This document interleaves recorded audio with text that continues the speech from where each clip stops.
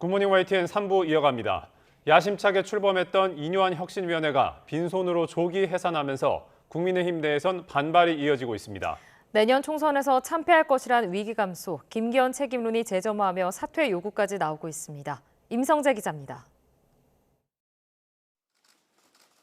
서울 강서구청장 보궐선거 참패 이후 당 쇄신에 대한 기대를 모으며 출범한 국민의힘 혁신위원회. 이른바 당 핵심 인사 희생안에 대한 당 주류의 반발을 넘지 못한 채 사실상 빈손 해산을 결정했습니다.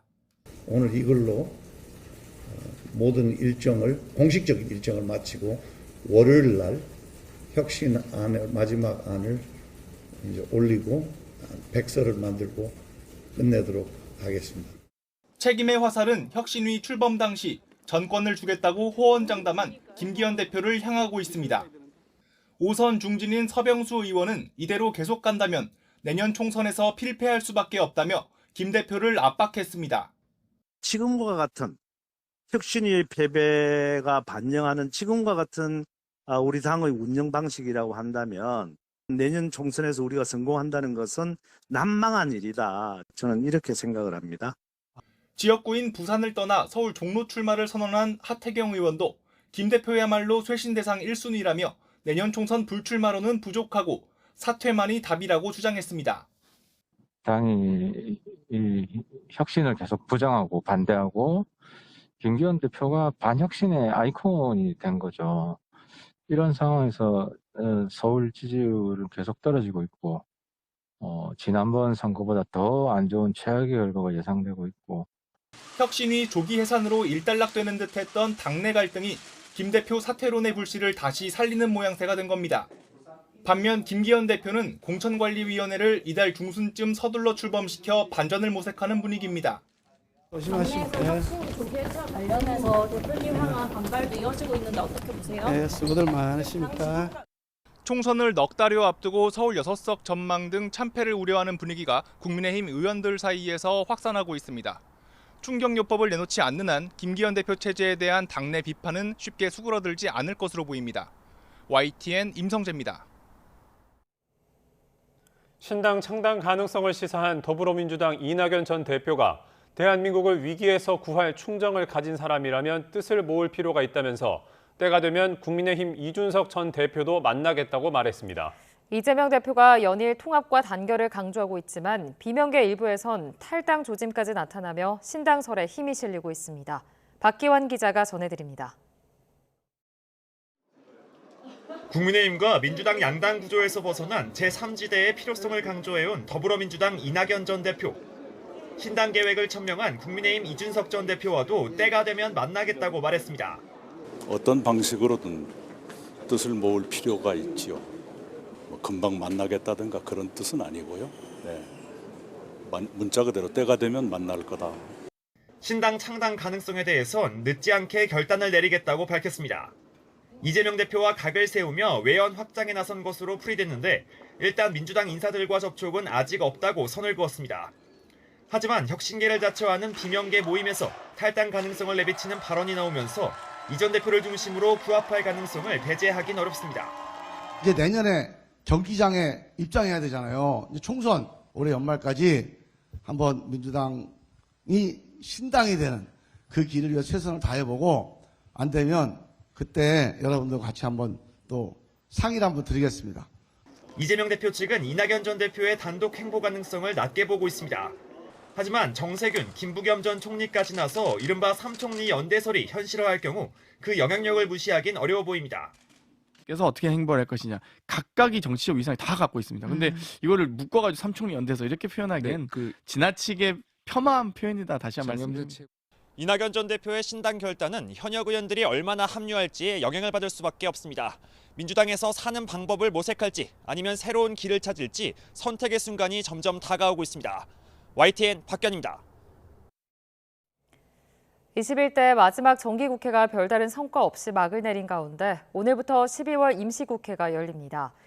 여야는 앞으로 30일 동안 임시국회를 열기로 하고 오는 20일 본회의에서 법정 처리 시한을 넘긴 내년도 정부 예산안을 처리하기로 했습니다. 하지만 R&D 사업 등 예산을 둘러싼 여야 간 이견이 여전한 데다 민주당이 추진하는 대장동 50억 클럽과 김건희 여사 주가 조작 의혹에 대한 이른바 쌍특검 등의 처리를 두고 공방을 이어갈 것으로 보입니다. 윤석열 대통령이 오늘부터 3박 5일의 일정으로 반도체 강국인 네덜란드를 국빈 방문합니다. 이번 국빈 방문에서 가장 중점적인 부분은 반도체 협력으로 윤 대통령은 장국 정부와 기업, 대학을 아우르는 반도체 동맹 구축 방안을 집중적으로 논의할 계획입니다. 특히 윤 대통령은 초미세 공정의 필수인 극자외선 노광 장비를 전 세계에서 유일하게 생산하는 기업인 ASML 본사를 방문해 외국 정상으로서는 처음으로 클린룸을 시찰할 예정입니다. 이외에도 네덜란드 총리와 정상회담을 진행하고 헤이그 리더잘에 있는 이준 열사 기념관 등을 방문할 예정입니다. 중국의 요소 수출 잠정 중단 조치로 국내 수급 불안 우려가 제기된 가운데 우리 기업이 제3국에서 추가 확보한 물량으로 재고량이 4개월 9일분으로 늘었습니다. 산업통상자원부 장영진 1차관은 어제 서울 신정동의 주유소를 방문해 요소수 재고와 판매 상황을 점검하고 업계 관계자 등과 대화를 나눴습니다. 산업부는 전국 97% 주유소에서 요소수가 정상 판매되고 있다며 유통 상황 점검 시스템을 구축해 품절 주유소에 신속히 요소수를 공급하는 방안을 추진하겠다고 밝혔습니다. 고금리에 물가까지 높다 보니 서민 부담은 이만저만이 아닙니다. 빠듯한 주머니 사정에 보험을 깨기도 하는데 이런 생계형 해약이 역대 최대로 늘었습니다. 이형원 기자입니다. 지난해부터 이어진 고금리 고물가로 서민 삶은 갈수록 팍팍해지고 있습니다. 쑥 오른 생활비에 대출 이자까지 더하면 허리가 휠 정도입니다. 주머니가 얇아진 만큼 한 달에 한 번씩 빠져나가는 보험료도 부담입니다.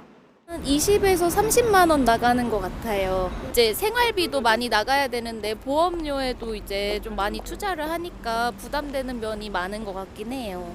소득 수준이 그만큼 상승하는 게 좀 받쳐주면은 뭐 또 그렇겠는데 지금 이제 물가도 많이 오른 상태고 당연히 부담이 되죠. 어쩔 수 없이 보험을 깨는 생계형 해지가 급증한 이유입니다. 생명보험업계 해약 환급금 규모는 올해 들어 3분기까지 34조 원이 훌쩍 넘습니다. 1년 전보다 10조 원 이상 불어나면서 3분기 기준 사상 최대를 기록했습니다. 특히 보험료를 내지 못해 보험사가 해지를 통보하는 사례도 크게 늘었습니다. 비자발적 해지로 받는 환급금이 1년 새 30% 가까이 급증한 겁니다. 보험 해지가 늘어나는 것은 기본적으로 이제 고금리와 경기 저하 등으로 인해서 생활이 좀 어렵다. 서민들의 생활이 굉장히 어려워지고 있다라는 신호로. 실제로 보험 계약 해지 사유를 보면 경제적 어려움이 가장 많이 꼽혔습니다. 어려운 경기 상황이 내년 상반기까지 계속될 수 있다는 어두운 전망마저 나오면서 보험업계 유동성 관리에도 경고등이 켜졌습니다. YTN 이영훈입니다.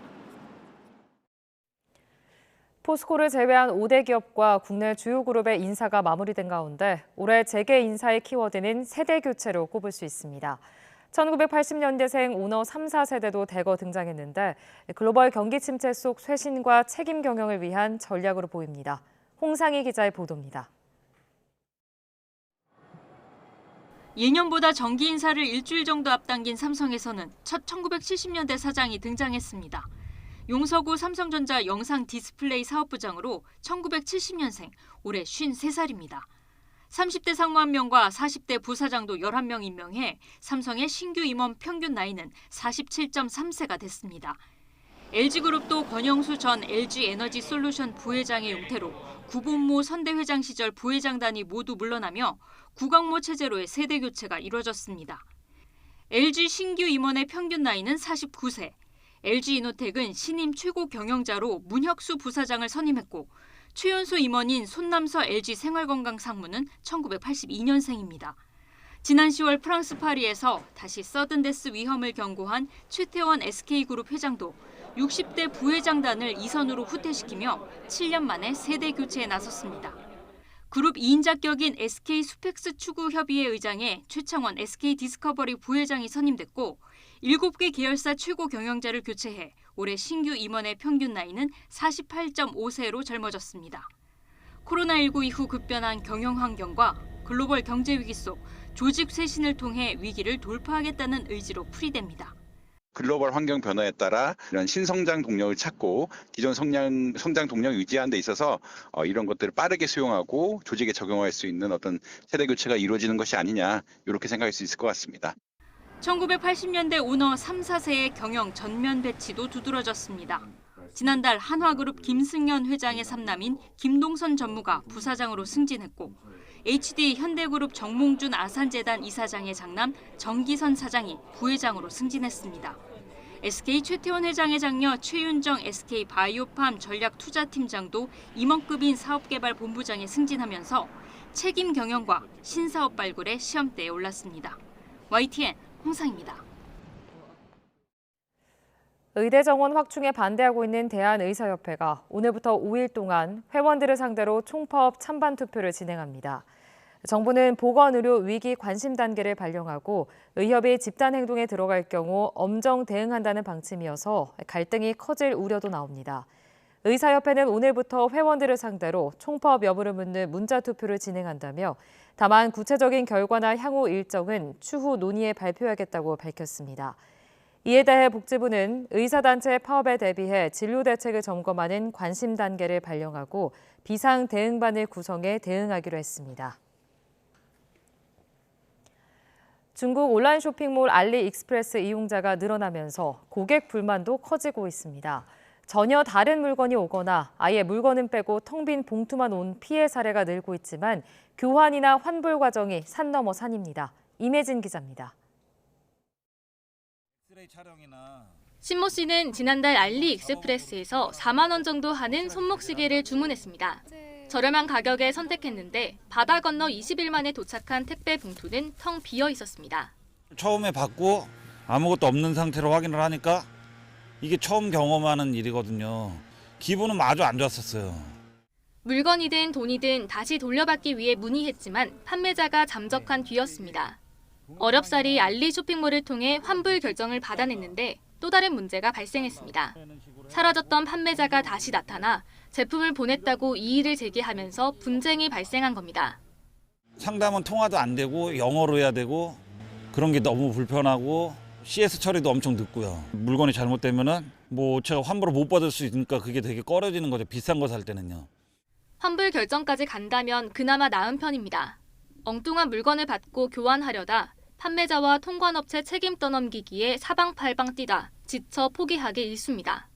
자기네는 알리에서 보낸 그대로 패키지 하나 손대지 않고 그냥 송장만 붙여서 보내는 것뿐이다.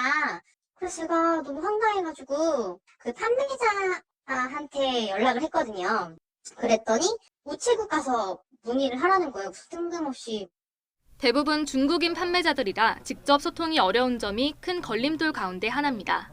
알리가 적극적으로 개입한다지만 소비자가 소통할 수 있는 창구라곤 채팅 상담이 전부입니다. 그마저도 어색한 번역 투에 기계적인 답변만 늘어놓는 수준입니다.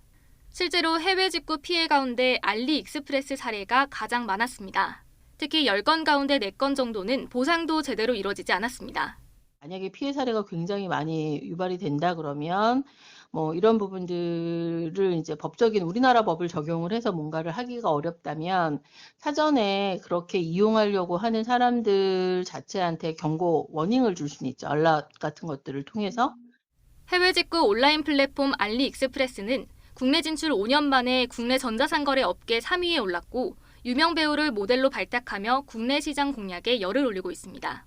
이른바 짝퉁 근절을 위해 100억 원을 쏟아붓겠다며 이미지 쇄신에도 박차를 가하고 있지만 교환이나 환불 등 문제가 발생했을 때 소비자를 보호하려는 노력이 아쉽다는 비판은 피하기 어려워 보입니다. YTN 임혜진입니다. 경북 경주의 5층짜리 원룸 건물에서 불이 나 주민 1명이 목숨을 잃었습니다. 이 밖에도 밤사이 전국에서 크고 작은 화재가 잇따랐습니다. 권준수 기자입니다. 새까만 연기가 창문 하나하나에서 스며 나옵니다. 어제 오후 6시쯤 불이 난 경상북도 경주시에 있는 5층짜리 건물입니다. 불은 3층에서 시작됐는데 미처 빠져나오지 못한 50대 주민 1명이 숨진 채 발견됐습니다. 연기를 마신 주민 8명도 긴급히 병원으로 옮겨졌습니다. 캄캄한 어둠 속에서 멀리 보이는 주택 한 채. 소방대원 6명이 지붕에 올라 연신 불을 끄고 있습니다. 어제 저녁 7시 반쯤 충청남도 부여군에 있는 가정집에서 화목 보일러에 불이 난 겁니다. 다행히 집 안에 있던 부부는 바로 집 밖으로 뛰어나와 다친 사람은 없었습니다. 화목보일러 쪽에서 엄청 과열돼서 그 남편이 밖에 나가서 담배 피우고 있다가 발견해가지고. 오늘 새벽 1시 20분쯤에는 대전 서구에 있는 15층짜리 아파트 꼭대기층에서 불이 났습니다. 베란다에 있는 김치냉장고에서 연기가 피어오르더니 불이 번지기 시작한 겁니다. 불이 난 집의 일가족 3명은 긴급히 빠져나왔지만 40대 아버지는 연기를 들이마셔 병원으로 옮겨졌습니다. 불이 났다는 소리에 아파트 주민 60여 명도 긴급히 대피했는데 소방당국은 자세한 화재 원인을 조사 중입니다. YTN 권준수입니다.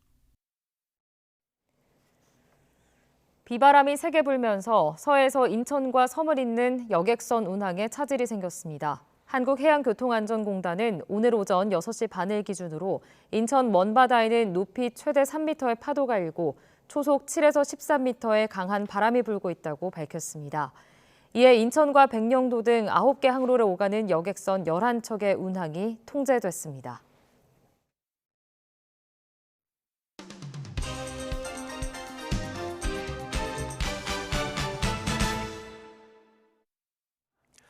(12월 11일) 월요일입니다. 굿모닝 브리핑 시작합니다. 가장 먼저 조선일보 일면 보겠습니다. 2023년 50년 만에 가장 뜨거웠다.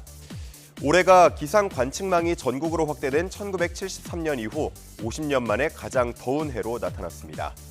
그러면서 전례 없는 현상들도 많이 보였는데요. 지금 확대된 사진을 보면 가장 왼쪽이죠. 지난 3월 부산에서는 102년 만에 벚꽃이 가장 일찍 피기도 했고 5월에는 이른바 괴물폭염이 몰아치면서 강릉의 기온이 35.5도까지 치솟기도 했습니다. 그리고 오른쪽은 며칠 전의 모습인데요. 12월이 됐는데도 마치 봄과 같은 날씨가 이어지면서 이렇게 반팔을 입고 활동하는 사람들도 어렵지 않게 볼 수 있었습니다. 올해는 1년 12달 중에서 8달의 월 최고 기온이 경신이 됐습니다. 기후변화를 상징하는 한 해로 기록될 전망이라는 내용 기사에서 전하고 있었고요. 이렇게 기록적인 더위를 보이는 이유로는 단연 엘니뇨 발달에 따른 뜨거운 바닷물의 영향이 꼽힙니다.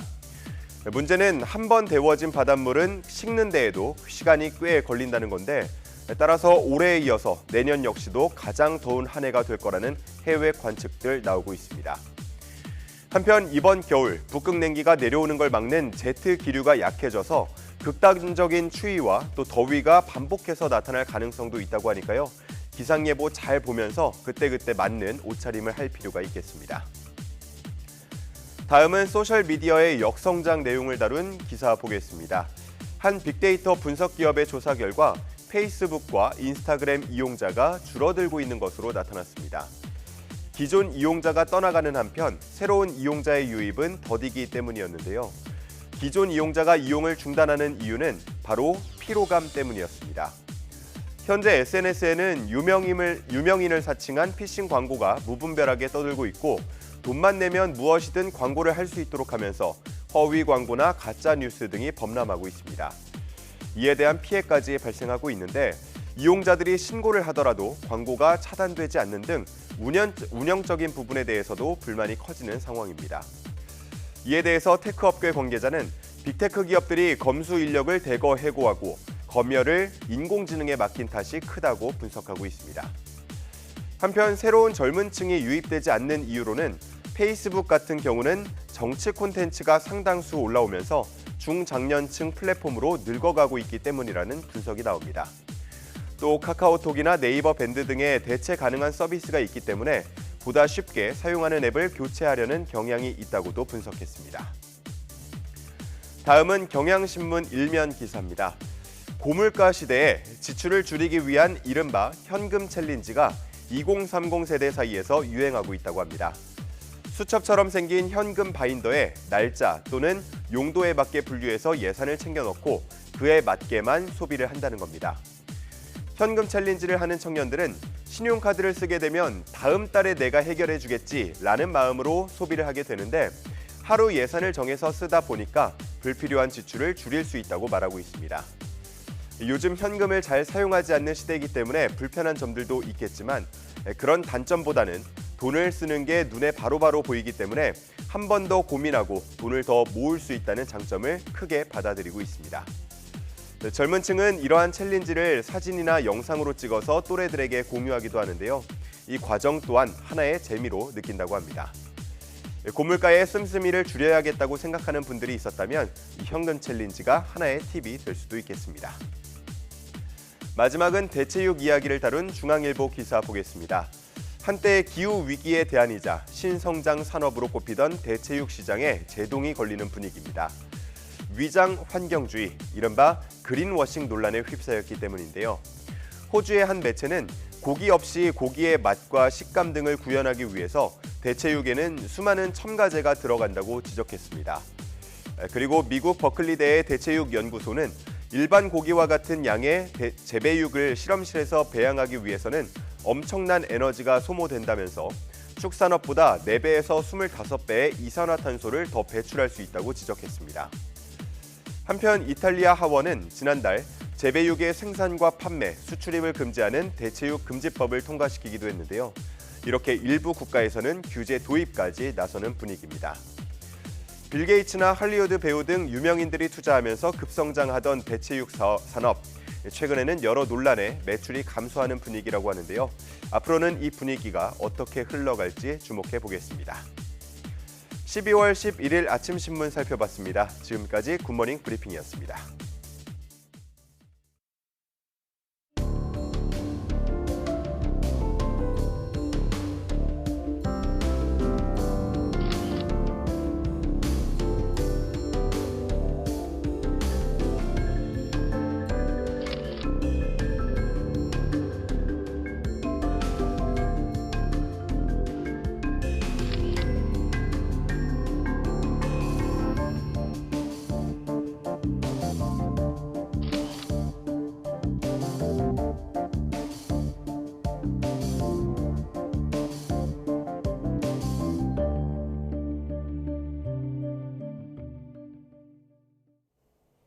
지난주 유엔 안보리에서 이스라엘 하마스 간 휴전 결의안이 미국의 거부권 행사로 부결되자 미국에 대한 비판 여론이 일고 있습니다.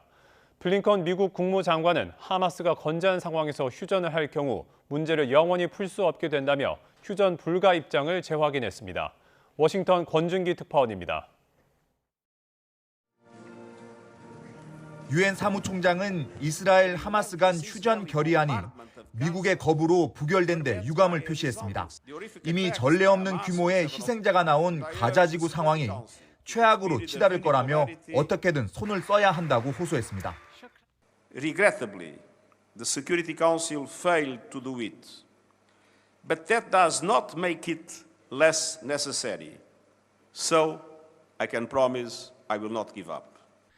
안보리 상임이사국인 중국과 러시아는 가자지구 민간인에게 미국이 사형 선고를 내렸다고 비난했고 프랑스마저 안보리가 역할을 다하지 못해 상황이 악화될 거라고 아쉬움을 나타냈습니다. 엠네스티와 국경 없는 의사회 등 국제 NGO는 물론 아랍 국가들도 결의안 부결을 납득할 수 없다고 비판했습니다. It is incomprehensible that the world is allowing Israel to continue with the murder and killing of innocent people. 토니 블링컨 미국 국무장관은 휴일 방송에 잇따라 출연해 휴전을 왜 반대했는지 설명했습니다. 하마스가 여전히 10월 7일과 같은 공격을 반복하겠다는 의도를 보이고 있다며 지금 휴전하면 문제를 영원히 해결할 수 없게 된다고 말했습니다.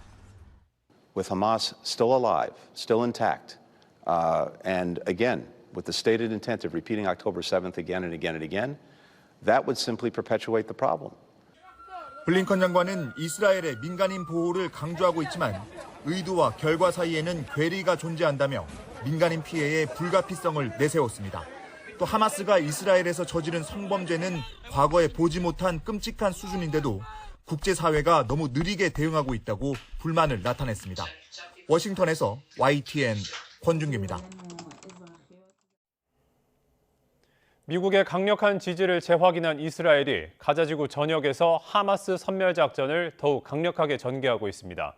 네타냐후 이스라엘 총리는 하마스의 종말이 시작됐다면서 당장 항복하라고 요구했습니다. 보도에 이상순 기자입니다.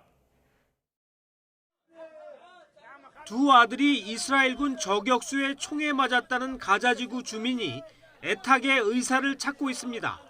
하지만 작은 아들은 숨지고 말았습니다. احنا كنا قاعدين في الساقية وانا قاعدين ابن الثاني استشهد والاول ذكر الصواب وانا بس على اجيب ميه اشربهم لا نفق نعمل البربيش.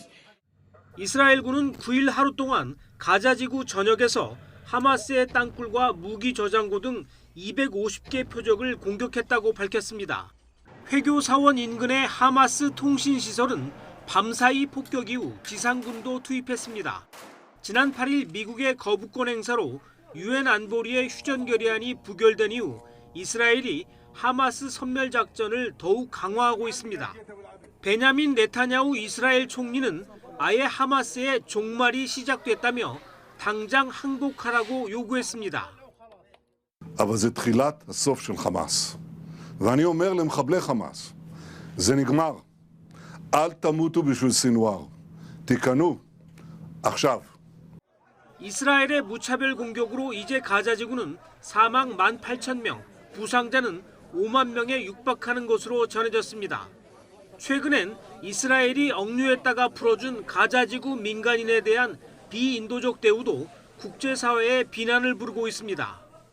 الخمس ايام واحنا مرميين على الارض لا اكل ولا شرب والتعذيب 24 ساعه وقت القراباله بالباروده بظهر الباروده على ظهورنا كسروا ظهورنا صدر بالبسطاط طب فينا خبط في البسطاط في راسي وفي رجلي.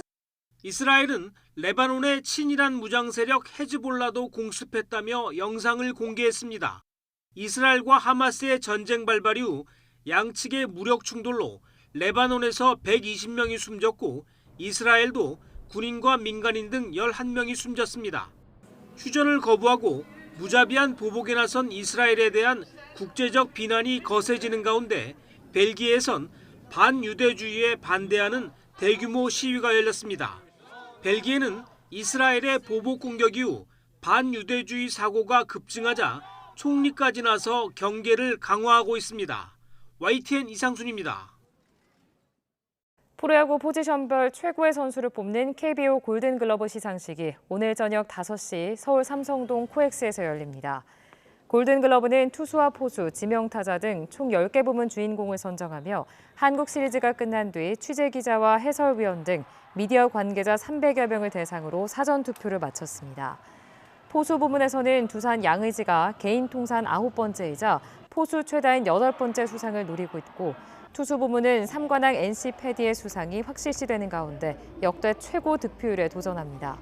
최대 격전지인 유격수는 LG 오지환과 기아 박찬호가 각축을 벌이는 가운데 홈런왕 한화의 노시환은 3루에서 생애 첫 황금 장갑을 노리고 있습니다.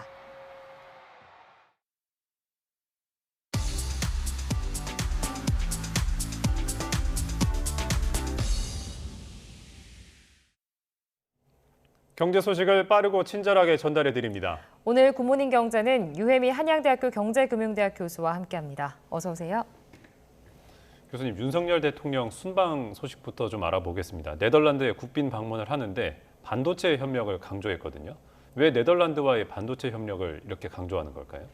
예, 반도체가 전략 자산으로서 그 중요성이 그 어느 때보다 부각되고 있는 상황입니다. 그리고 우리나라도 이 반도체 글로벌 공급망에 당당히 자리를 하고 있는데요. 우리나라의 가장 중요한 전략 자산인 반도체, 그리고 네덜란드도 반도체 제조 장비에 있어서 세계적인 수준을 자랑하고 있습니다. 그래서 우리의 제조 기술과 그다음에 이 네덜란드의 제조 장비 기술, 이 두 가지가 결합이 되었을 때 반도체 협력이 더욱 강화될 것으로 보이고요. 그다음에 이제 미일뿐만이 아니라 이제 네덜란드까지 글로벌 이제 공급망에 있어서 반도체와 관련된 협력을 강화하는 것이 우리의 앞으로의 성장 동력을 계속해서 지켜가는 데도 굉장히 중요하기 때문에 네덜란드와 이렇게 반도체 대화체를 좀 신설한다든지 아니면 공동 사업을 발굴하는 등의 양해각서를 체결하면서 반도체와 관련된 협력을 강화할 것으로 생각이 됩니다. 교수님, 특히 이번 순방에는 이재용 삼성전자 회장이랑 최태원 SK 회장이 동행하잖아요. ASML 방문도 예정되어 있는데 이 ASML 극자외선 노광 장비를 생산하는 세계 유일 기업이잖아요. 이번 순방에서 이 회사의 방문 어떤 의미가 있습니까? 이 방문이 굉장히 큰 의미가 있는데요. 이 ASML의 클린 룸이라고 하는 그 생산 시설을 방문하는 세계 정상으로서는 최초가 바로 이제 윤 대통령이 되게 되는데요. 이 ASML이라는 기업이 어떤 기업인지 좀 보시면 세계 이제 유일의 그 극자외선 노광 장비를 생산하는 그런 기업입니다. 이 극자외선 노광 장비라는 것이 무엇이냐면 이 반도체가 이제 점점 고도화되고 집적화될수록 그 회로가 굉장히 이제 좁고 가늘어지게 되는데요. 이 회로를 새기기 위한 장비가 바로 이 극자외선 노광 장비입니다. 여기에 이제 감광액을 도포를 하고 거기에 이제 빛을 쏘여가지고 회로를 새기게 되는데요. 이게 굉장히 정교한 그런 기술이 요구되는데 이 정교한 기술을 가지고 보유하고 있는 국가가 바로 이제 네덜란드이고 이 네덜란드의 기업이 바로 ASML인 것이죠. 그래서 이 극자외선 노광 장비라는 그 세계적인 이 장비를 세계 거의 100% 독점적으로 공급하고 있는 이 ASML인데 이 기업과 이제 한국의 뭐 삼성전자라든지 SK 하이닉스라든지 이 반도체 제조 기업들과도 굉장히 밀접한 관계가 있습니다. 왜냐하면 이 극자외선 노광 장비를 이 ASML이 개발할 때 사실은 이제 펀딩이 필요하지 않습니까? 그래서 펀딩을 하기 위해서 이제 삼성전자든지 SK 하이닉스, 인텔과 같은 이런 기업들의 펀딩을 받으면서 이 제품 구매 우선권을 좀 지급을 했거든요. 그래서 인텔도 한 15%, 그다음에 삼성전자나 이제 SK 같은 경우도 이 ASML의 지분을 이제 취득을 하면서 공급망 위기가 있을 때 오히려 이 제조 장비를 무리 없이 원활하게 수급을 하는데 굉장히 큰 도움을 받았었습니다. 그래서 이 기업들 간도 굉장히 협력이 강화가 되어 있는 상태인데. 이번엔 윤 대통령이 방문을 하면서 네덜란드를 방문하고 이 ASML이라는 기업의 클린룸을 방문하면서 이 두 국가 간의 반도체 협력이 더욱더 강화될 것으로 보이기 때문에 그 의미가 굉장히 크다고 볼 수가 있습니다.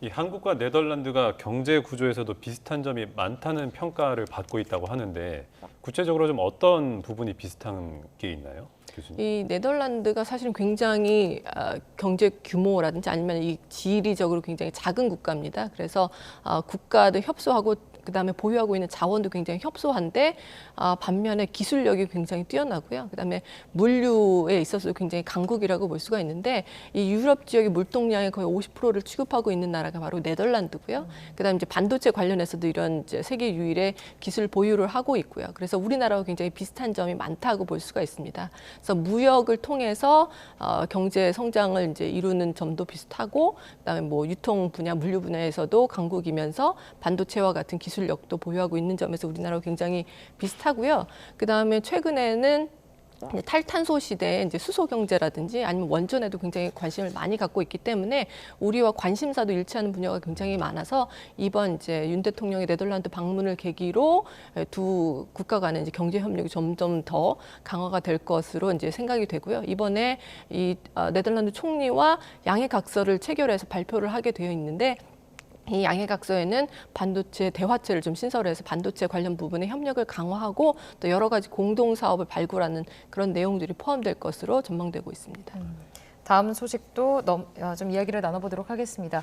최근 국회 국토교통위원회가 상가 지분 쪼개기 이걸 금지하는 내용의 도시 및 주거환경정비법 개정안 이걸 처리를 했습니다. 상가 쪼개기 좀 언뜻 들으면 낯설기도 한데 이게 어떤 건데 좀 금지를 하는 건가요?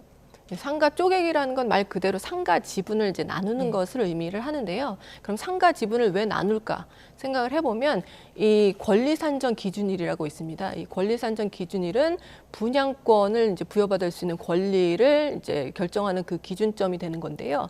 이 권리산정 기준일 이후에 상가 지분을 쪼개서 상가를 보유하고 있을 경우에 분양권을 주지 않기로 한 건데요. 이 상가 지분을 쪼개가지고 소유자가 이제 늘어나게 되면 재건축에 좀 걸림돌이 되는데 왜냐하면 일단 소유자가 늘어나면서 이해관계가 좀 맞지 않을 때는 재건축 진행 과정에서 계속해서 잡음이 생길 수가 있고요. 그래서 재건축의 속도를 좀 더디게 하는 그런 아쉬움이 있었습니다. 그래서 이번에 권리산정 기준일 이후로 상가 지분을 쪼갰을 경우에 분양권을 지급하지 않고 현금 청산을 하도록 하는 그런 이제 개정안이 통과가 될 것으로 이제 곧 이제 예정이 되고 있는데요. 그러면 앞으로 상가 지분 쪼개기를 통해서 재건축에 걸림돌이 되는 것을 좀 막음으로써 앞으로 강남이나 목동과 같은 재건축이 예정되어 있는 그런 지역에서 재건축이 좀 더 원활하게 이루어질 것으로 생각이 됩니다. 그럼 방금 말씀해주신 지역이 서울 강남이랑 목동 그리고 또 이제 부산도 이런 일이 비일비재했다고 하는데 실제 사례가 많은가 보죠, 교수님? 예, 그렇습니다. 일단 이 지분 쪼개기가 2020년에는요 12건에 불과했었는데 2021년에는 이제 34건, 지난해에는 이제 77건이고요. 올해는 1월부터 9월까지만 해도 한 50건 정도가 됩니다. 그래서 실제 이제 사례를 보시면 송파구의 이제 올림픽 패밀리타운 같은 경우는 상가 조합원 수가 2020년에는 41호에 이제 불과했는데 올해 9월에는 118호까지 늘어났습니다. 이렇게 지분을 쪼개가지고 소유자가 계속 늘어나면서 분양권을 기대를 하게 되는 건데요.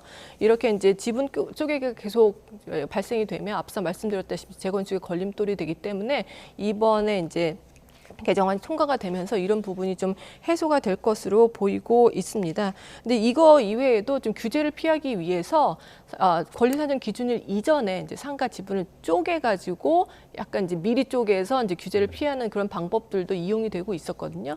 그래서 이런 부분도 좀 방지를 하기 위해서 지자체에서 행위 제한이라는 것을 이제 이용을 할 수가 있었는데요. 행위 제한이라고 하는 것은 행위 제한을 고시한 지역에서는 지분을 분할할 때 이것을 지자체의 허가를 받아야 됩니다. 그래서 지자체가 이런 것들을 이용을 하고 있었는데 사실 법적 근거는 이제 없었거든요. 근데 이번에 시도지사가 내린 행위 제한 대상에 상가 지분 분할을 추가를 해서 법적 근거도 마련을 해줬습니다. 그래서 규제를 피해가는 그런 것도 이제 전부 다 한꺼번에 이제 적용을 할 수 있도록 상가 지분 쪼개기를 좀 규제하는 방향으로 지금 이번에 이제 개정안이 통과가 될 것으로 이제 예상이 됩니다. 예. 그럼 교수님 반대로 이렇게 상가 쪼개기를 좀 금지하면 재건축이 오히려 더 속도를 낼 수 있는 건가요? 아무래도 재건축의 속도를 이제 저하시키는 그런 요인이었기 때문에 이 부분을 이제 방지를 함으로써 속도를 좀 더 낼 수는 있을 것으로 보는데 이것뿐만이 아니라 사실은 재건축의 속도를 이제 늦추는 요인은 뭐 여러 가지가 있죠. 그래서 재건축 초과이익 환수제라든지 아니면 분양가 상한제라든지 여러 가지 규제가 지금 분양과 관련해서 도입이 되고 적용이 되고 있기 때문에 이런 부분들에도 좀 더 규제가 좀 풀려야지 재건축이 좀 더 속도를 낼 것으로 보이고요. 올해 사실은 이제 작년 대비해서 주택 인허가 건수라든지 아니면 착공 건수가 굉장히 많이 줄었거든요. 그래서 향후 수년간 주택 공급이 굉장히 많이 위축될 것으로 전망이 되고 있는데 이런 이제 규제를 푸는 것들이 재건축에 좀 속도를 내게 함으로써 주택 공급을 좀 원활하게 하는 데 도움이 될 수 있을 것으로 생각이 됩니다. 네, 알겠습니다. 교수님, 이번 주 경제 일정도 같이 짚어보겠습니다. 이번 주에 가장 중요한 경제 일정이라면 미국 연방준비제도의 FOMC가 예정이 돼 있는데 어떻게 보십니까? 전망을? 일단은 이제 금리를 동결할 것으로 보고 있고요. 이건 저만의 전망이 아니라 거의 뭐 시장 전체의 전망이라고 볼 수가 있을 겁니다. 그런데 단순히 이제 기준금리를 이번에 어떻게 결정하느냐가 중요한 것은 아니고요. 향후 그럼 앞으로 언제쯤 금리 인하가 있을 것이고 뭐 내년에 뭐 경제 전망이라든지 아니면 금리 전망은 어떻게 할 것인지 이런 부분에 대해서 여러 가지 정보가 이제 발표가 될 것이기 때문에 그것 때문에 좀 더 이제 주목이 되고 있습니다. 교수님 보시기에 지금 미국의 기준금리 인하 가능성 시점은 언제로 좀 보고 계세요? 사실은 저는 이제 기준금리 인하 시점을 내년 2분기 정도로 보고 있는데요. 지금 시장이 그거보다 좀 앞서가는 지금 경향이 있었습니다. 왜냐하면 최근에 미국의 이제 소비자 물가지수 상승률이 굉장히 빠르게 하락을 하고 있습니다. 소비자 물가지수 상승률뿐만이 아니라 개인 소비지수 물가지수 상승률도 빠르게 하락을 하고 근원 소비자 물가지수 상승률도 하락하면서 물가가 이제 기조적으로 하락하고 있구나. 이제 더 이상 금리 인상은 필요가 없겠구나라는 시장의 기대가 확산이 되면서 오히려 금리 인하 시점이 이제 앞당겨질 수 있다는 전망도 나오고 있는데요. 근데 최근에 이제 발표된 두 가지 지표가 사실 금리 인하 시점이 그렇게 빨라지지 않을 수도 있다는 것을 암시를 하고 있는데요. 첫 번째는 11월 고용보고서입니다. 11월 고용보고서를 보면 실업률이 사실은 3.9%로 지난달에 이제 나왔었고요. 실제로 시장도 이번에도 3.9%가 될 것이라고 예측을 했는데 3.7%로 실업률이 오히려 낮아졌고요. 그다음에 전체 고용 건수도 시장의 예상보다 조금 더 높게 나왔습니다. 다시 말해서 고용 시장이 계속해서 이제 둔화가 되고 진정이 되고 있었는데 그 속도가 생각보다 그렇게 빠르지가 않다라는 것이거든요. 그러니까 사실 경기가 침체가 되면 물가도 더 빠르게 떨어질 거고 금리를 좀 더 인하하는 시점도 앞당겨질 수 있는데 고용 시장이 아직까지도 탄탄하다. 그래서 금리를 그렇게 빨리 인하할 필요가 없다는 그런 이제 근거로서 활용이 될 수가 있겠고요. 미시간 대학에서 발표하는 소비 심리 지수라는 것도 있는데 이 소비 심리 지수도 사실은 이제 12월 달에 굉장히 좋게 나왔습니다. 그래서 이 소비 심리 지수도 예상보다 굉장히 좋게 나옴으로써 경기가 연착륙할 수 있다라는 가능성도 더 커졌고요. 그러니까 경기가 좀 빠르게 침체되면서 금리를 좀 서둘러 인하해야 될 그런 필요성은 작아진 것이죠. 그래서 금리 인하 시점이 뭐 1분기로 당겨질 것이라는 얘기도 나오고 있었지만 최근에 이 두 가지 지표를 보면 한 2분기 정도에나 금리 인하가 이루어질 것으로 보이고요. 그런데 이제 경기 침체는 아무래도 그 폭은 그렇게 크지 않을 것으로 보이고 미국 경제는 그래도 앞으로 상당 기간 좀 탄탄하게 이어질 것으로 그렇게 전망이 됩니다.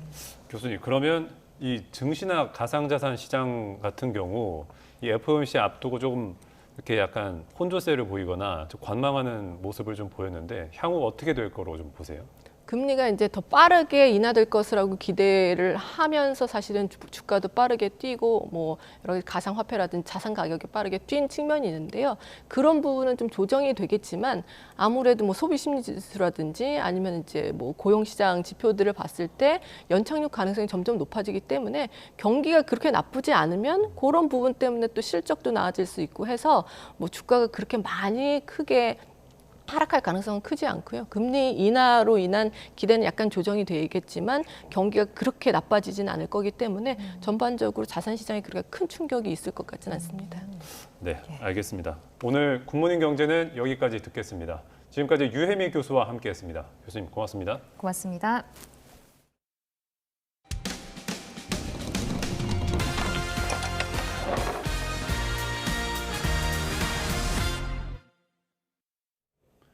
경찰의 초과 수당 예산 부족으로 윤익은 경찰청장이 사과한 가운데 해양경찰에도 비슷한 일이 벌어져 현장에서 하소연이 빗발치고 있습니다. 함정 운항을 최대 절반으로 줄이는 등 치안 공백이 이미 현실이 됐는데 수뇌부에서는 초과 근무 상한제를 시행하려 한다며 반발하고 있습니다. 우종훈 기자의 보도입니다. 연말 한시적으로 초과 근무 제한에 나선 경찰과 달리 해양경찰 초과 수당 부족 문제는 올 상반기부터 계속됐습니다. 올해 예상되는 초과 수당 부족분은 270억 원. 남은 돈에 맞춰 일해야 하는 해경은 지난 7월 특단의 조치에 들어갔습니다. 함정 2대가 경비하던 구역을 통합해 한 대만 운항하게 하고 기름값 등을 아끼기 위해 소방과 형사기동 등 6개 분야 함정 운항도 30% 넘게 줄인 겁니다. 다음 교대 근무자와 30분 동안 인수인계하는 시간도 없애 비대면으로 전달하게 하면서 매달 40시간에 이르던 항공대 교육 시간도 절반으로 줄였습니다. 현장에선 치안 공백이 발생할 수밖에 없다고 하소연합니다. 함정 근무자는 취재진에 100시간 정도 되던 초과 근무가 반으로 줄고 경비구역도 넓어져 경계가 느슨해진 측면이 있다고 꼬집었고 수사부서 근무자는 과장에게 받던 초과 근무 결제를 서장에게 받도록 바뀌다 보니 변사 사건이나 절도 사건 수사 때 눈치가 보일 수밖에 없다고 전했습니다. 그리고 내년부터는 직원들이 불효불급한 그런 게 없고 이렇게 정당한 일을 하고 초과 근무 수당이나 수당을 받을 수 있도록 혜택이 돌아갈 수 있도록 그렇게 하겠습니다. 게다가 내년부터 현장에 적용하려고 마련 중인 부서별 표준 초과 시간을 놓고 근무 시간에 상한을 두려 한다며 우려가 나오고 있습니다. 해경 내부망에는 표준 시간이 결국 상한제의 말장난에 불과하다거나 예산 확보 등으로 해결할 문제인데 내부 직원들 희생만 강요한다는 비판이 이어지고 있습니다. 이에 대해 해경 관계자는 올해 불가피하게 실시한 경비구역 통합은 내년에 원래대로 돌려놓을 예정이고 논의 중인 내년도 표준 시간은 불필요한 초과 근무를 줄이려는 것일 뿐이라며 업무에 필요한 초과 근무는 한도 없이 인정할 것이라고 밝혔습니다. 경찰의 초과 수당 부족 사태에 이어 해경에서도 일을 더할 수밖에 없는데 돈은 못 받는다는 하소연이 빗발치고 있습니다. YTN 우종훈입니다. 올해 대학 수학 능력 시험에서 수학 1등급을 받은 최상위권 수험생 대부분이 선택 과목으로 미적분과 기하를 응시한 이른바 이과생인 것으로 나타났습니다. 종로학원이 수능 응시생 3,198명의 성적을 분석한 결과 수학 1등급 수험생 가운데 미적분과 기하를 선택한 학생은 96.5%에 달했고 확률과 통계는 3.5%에 불과했습니다. 문제가 상대적으로 까다로운 미적분과 기하 응시생의 표준 점수가 더 높게 나타나기 때문에 최상위권 응시생들이 몰린 것으로 풀이됩니다. 입시업계에서는 입시에서 수학 영향력이 커지면서 올해도 이과생들이 인문계열에 교차 지원하는 이른바 문과 침공이 심화할 것으로 전망하고 있습니다. 올여름 최악의 이상고온 사태로 전 세계의 주목을 받은 글로벌 기후 정상회의에서 쟁점인 온실가스 감축 방안을 놓고 막판 줄다리기가 치열합니다. 화석연료 퇴출과 감축을 놓고 산유국들의 공개 반발이 이어지고 있습니다. 서봉국 기자입니다. 연례 행사인 제28차 UN 기후변화협약 당사국 총회의 최대 쟁점은 역시 화석연료 퇴출과 감축. 올해 회의 의장을 맡은 주최국 UAE 산업장관은 폐회일 공동선언문 채택을 하루 앞두고 당사국 장관급 인사들과 비공개 회의를 통해 절충에 나섰습니다. It is our opportunity to deliver an outcome that is based on the science, led by the science. 온실가스 배출량이 큰 중국, 인도 등과 사우디, 이란 등 주요 산유국은 화석연료 사용의 단계적 폐지 등의 명시적인 동참을 꺼리는 상황. 총회가 막바지에 다다르면서 산유국들은 아예 화석연료의 단계적 퇴출 감축을 공식화해서는 안 된다며 공개적으로 반발하고 나섰습니다. OPEC and the oil companies right now are trying to whitewash the crisis. 이런 가운데 국제에너지기구는 각국이 재생에너지 발전 증가와 에너지 효율 제고 약속을 이행하더라도 온실가스 문제 해결에는 충분하지 않을 거라고 비관적 입장을 내놨습니다. 기후운동 활동가들도 이탈리아의 대표적 관광명소 베네치아 대운하의 형광물질을 풀어놓으며 기후변화 대응을 촉구했습니다. 운하를 가로지르는 다리 난간에 매달린 채 기후협약 당사국 정부들이 말만 하는 동안 우리는 줄에 매달려 있다고 꼬집었습니다. 2015년 파리 기후협약 이후 각국은 지구온난화 방지와 온실가스 감소 노력을 주장하고 있지만 올여름 최악의 이상고온 사태에서 보듯 기후변화는 최근 30년간 악화일로를 걷고 있습니다. YTN 서봉국입니다. 오늘 출근길에는 우산 챙기셔야겠습니다. 현재 이곳 서울을 비롯한 전국 곳곳에 겨울비가 내리고 있는데요. 특히 동해안을 중심으로는 많은 비가 집중되겠고 기온이 낮은 강원 산간 지역에는 내일까지 많게는 최대 30cm의 눈이 쌓일 예정입니다. 이 비나 눈이 내린 곳에서는 도로가 무척 미끄러우니까요. 오늘 출근길에는 평소보다 감속 운전해 주셔야겠습니다. 현재 레이더 화면부터 살펴보겠습니다. 일부 내륙을 제외한 전국 곳곳에 비나 눈이 오고 있는데요. 비구름은 곧 전국을 뒤덮겠습니다. 영동과 제주 산간에는 호우주의보가 내려진 가운데 내일까지 이 지역 많은 곳에 120mm 이상의 비가 내리겠고요. 경북 동해안에도 많게는 100mm 이상, 서울을 비롯한 그 밖의 내륙에도 최대 40에서 60mm의 비가 오겠습니다. 한편 대설주의보가 내려진 강원 산간에는 내일까지 최고 30cm가 넘는 큰 눈이 예보됐습니다. 안전사고 없도록 시설물 관리 철저히 해주시기 바랍니다. 비구름이 이불 역할을 하면서 대부분 지역에서 기온이 이미 영상 10도를 웃돌고 있습니다. 현재 서울 기온 10.9도, 대전 13.2도, 부산 15.4도 보이고 있고요. 낮 기온도 예년 수준을 크게 웃돌겠습니다. 아침 기온과 그러나 큰 차이는 없겠습니다. 오늘 서울 한낮 기온 10도, 광주와 부산 16도 예상됩니다. 이번 비는 내일 오전이면 대부분 그치겠지만 영동과 남해안에서는 오후까지, 제주도는 저녁까지 이어지는 곳이 있겠고요. 목요일과 금요일에는 전국에 또 한 차례 비나 눈이 오겠습니다. 많은 비가 예보된 가운데 오늘 전국적으로 바람까지 무척 강하게 불겠습니다. 순간 풍속 소속 15에서 20m의 돌풍이 예상되니까요. 시설물 피해 없도록 또 안전사고 없도록 대비 철저히 해주셔야겠습니다. 지금까지 서울 상암동에서 YTN 고은재입니다. 굿모닝 YTN 마칩니다. 잠시 후 뉴스라이더가 방송됩니다. 시청해주신 여러분 고맙습니다.